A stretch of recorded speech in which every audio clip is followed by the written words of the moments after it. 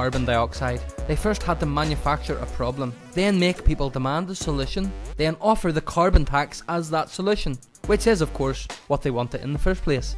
They are using the environment as a vehicle to push through new treaties which set up new international laws which supersede the sovereignty of the individual nations. Lord Monckton recently toured the United States to warn them of the danger of the Copenhagen Treaty.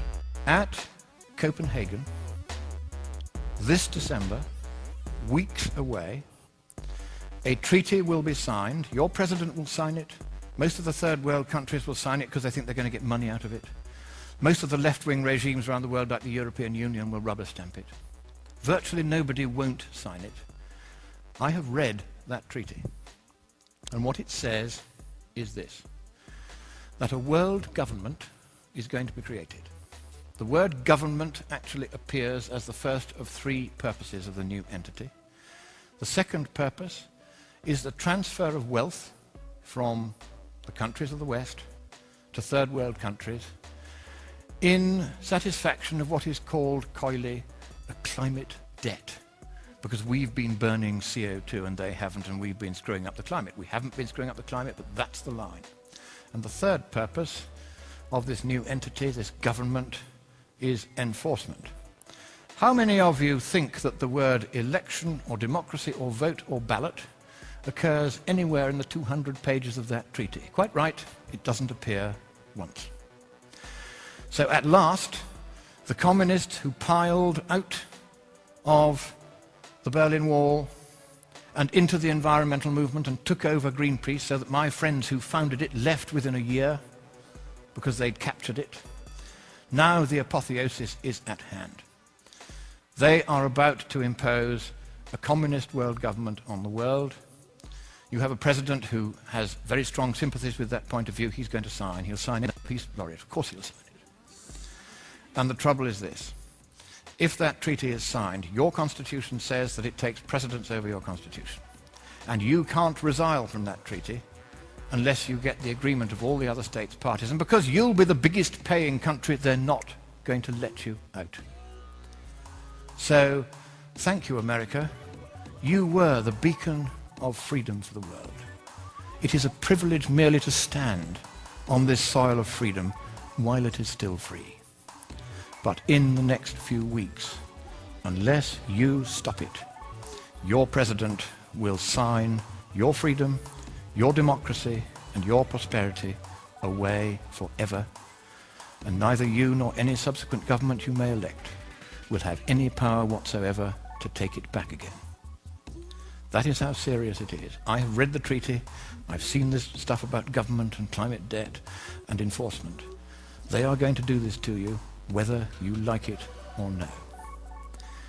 But I think it is here in your great nation, which I so love and I so admire.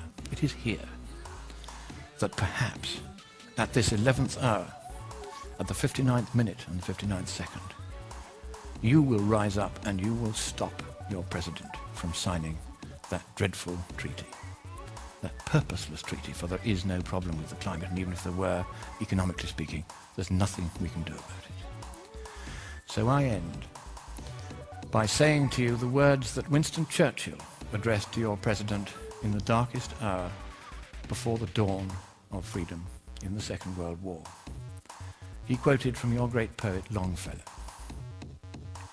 "Sail on, O ship of state.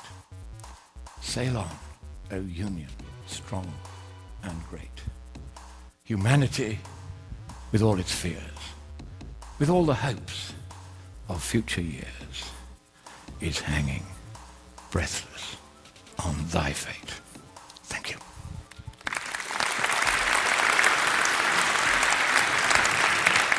We Are Change Radio Manchester. The government's ID card project officially became reality on November 16th, as Manchester became the first city in the UK to trial the scheme. You can now volunteer to enrol your facial image, fingerprints and other biometric data on the high street. But as you can imagine, not everyone supports the scheme. Conservative MPs are even speaking out against the project. Here's Shadow Home Secretary Chris Grayling. I don't think we can afford it, and I don't think it's necessary. I've spent a lot of time since I became Shadow Home Secretary going around the country talking to people in the police, talking to people involved in security work. Not one person, literally not one person, has said to me, you must change your views, it's absolutely essential that we have ID cards. There is no great pressure now coming from within the police, there's no great argument that this is going to make a difference.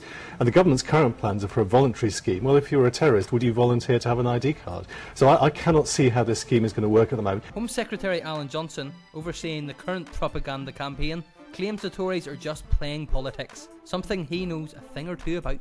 Well, first of all, Conservatives are in a funny place. Their front bench spokesman supported this in 2002 on a private members' bill. They all supported it, the party en masse, in 2004. Then, for some reason, they changed tack. The British people, overwhelmingly, every time they're asked, say this is a good idea.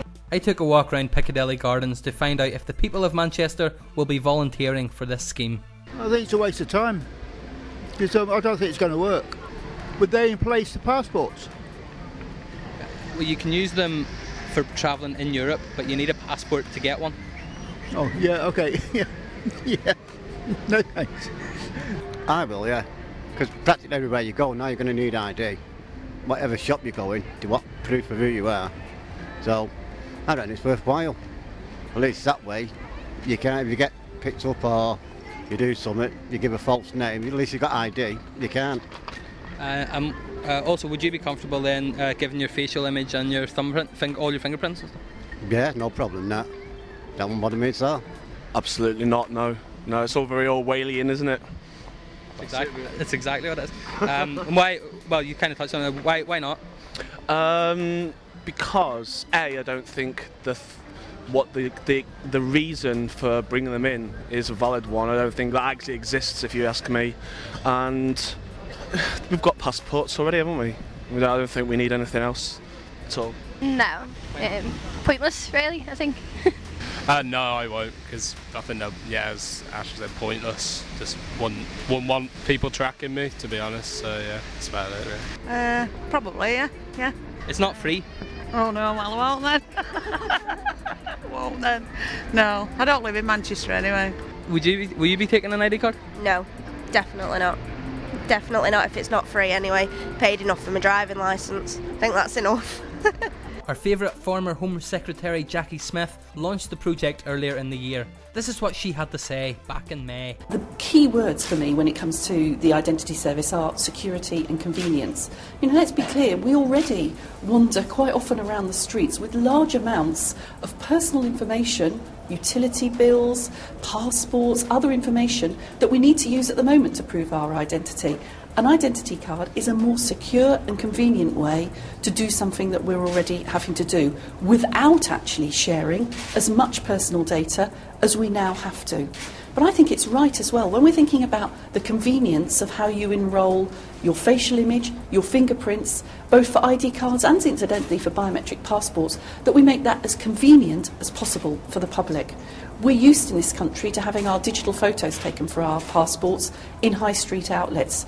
I believe that we can offer that opportunity to people to have their biometric fingerprints taken as well. And we can do that in a secure way, but in a way that's also convenient to people. Home Office Minister Meg Hiller is continuing the rhetoric of convenience and security. Well, they're £30, which compared with a £77.50 passport is pretty good going for something that proves identity and lets you travel in Europe. So there are two good reasons to carry it. But really, you know, for a lot of people, it's a day-to-day convenience thing. And for a lot of the young people in Manchester, and Manchester's got among the highest number of young people in an area across the whole of Europe, people often take their passports to prove identity going to nightclubs and bars, and the passport service sweeps these up every week. So for a lot of people, it'll save the cost and hassle of taking your passport, risking losing it, and instead you've got this very convenient little credit-sized card. I've got one, and it's very useful. No to ID has been battling the ID card project since the beginning. National coordinator of the campaign, Phil Booth, sees things slightly differently to the Home Office. The ID card, or more correctly, registration on the ID database is not convenient. You get an ID card and you've got a government record for life. You know, the Home Office's line that this is sort of convenient and secure is utterly preposterous.